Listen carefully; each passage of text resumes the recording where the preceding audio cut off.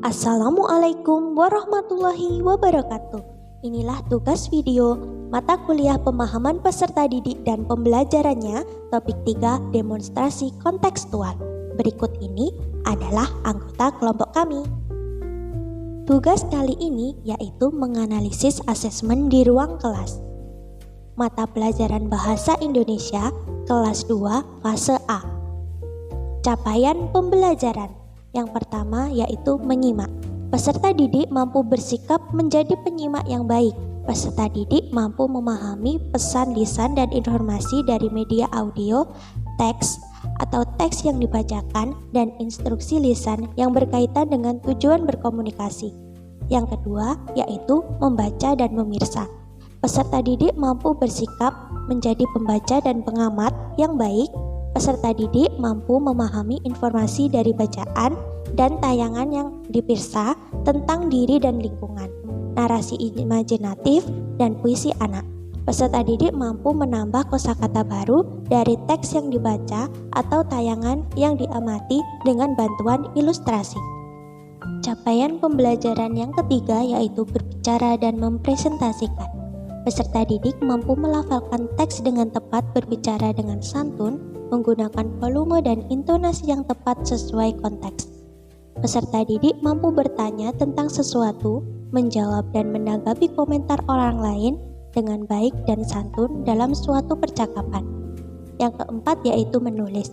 Peserta didik mampu menunjukkan keterampilan menulis permulaan dengan benar, dengan menggunakan kertas atau melalui media digital. Peserta didik mengembangkan tulisan tangan yang semakin baik, menulis teks deskripsi, menulis kembali narasi berdasarkan teks fiksi, menulis teks prosedur tentang kehidupan sehari-hari, dan menulis teks eksposisi tentang kehidupan sehari-hari. Tujuan pembelajaran kali ini yaitu melalui mengamati petunjuk visual di dalam gambar, cara-cara mendapatkan uang, peserta didik dapat memahami kata-kata baru pada gambar. Materi ajar atau topik yaitu bijak memakai uang. Jenis asesmen yang digunakan yaitu formatif. Bentuk asesmen yaitu soal tertulis. Nah, bagian mana dalam asesmen tersebut yang menunjukkan kesesuaian dengan tahapan perkembangan peserta didik? Jelaskan. Pada tahap ini, peserta didik termasuk pada perkembangan operasional konkret, sehingga pada asesmen menggunakan soal-soal yang sesuai dengan perkembangan peserta didik. Pada soal asesmen sudah menggunakan media tabel, yaitu nama pekerjaan, yang nantinya peserta didik mampu berpikir apa saja pekerjaan yang ada pada tabel. Asesmen juga menggunakan media yang konkret berupa media uang asli untuk mempermudah peserta didik memahami langsung perihal macam-macam mata uang yang ada di Indonesia, dan juga menggunakan gambar-gambar uang yang dilampirkan dalam LKPD. Kemudian, bagian mana dalam asesmen tersebut yang menunjukkan kesesuaian dengan perlunya mempertimbangkan aspek lingkungan budaya dan karakteristik peserta didik? Jelaskan. Peserta didik kelas 2 di tempat dilaksanakannya asesmen tersebut diketahui bahwa peserta didik lebih termotivasi dalam belajarnya ketika menggunakan media visual yang menarik dan nyata. Sehingga pemilihan tabel pekerjaan, gambar macam-macam mata uang di Indonesia sesuai dengan karakteristik atau kebutuhan peserta didik. Asesmen mempertimbangkan aspek lingkungan budaya dan karakteristik peserta didik terlihat dalam asesmen macam-macam pekerjaan. Pada asesmen terlihat jelas bahwa nama-nama pekerjaan yang digunakan adalah pekerjaan yang sering dijumpai peserta didik di lingkungan sekitarnya, seperti guru, pedagang, dan petani, sehingga peserta didik akan mudah mengerti macam-macam pekerjaan sesuai dengan lingkungannya. Dalam asesmen bijak memakai uang, asesmen juga menggunakan media yang peserta didik miliki dan jumpai setiap hari seperti uang logam dan uang kertas. Dengan asesmen yang digunakan, sangat terlihat jelas bahwa dalam pemilihan penilaian sangat mempertimbangkan budaya dan karakteristik peserta didik. Bagian mana dalam asesmen tersebut yang menunjukkan kesesuaian dengan kemampuan peserta didik? Jelaskan. Sebelum melakukan asesmen tersebut, pendidik telah melaksanakan beberapa kali pembelajaran dan asesmen yang telah lalu.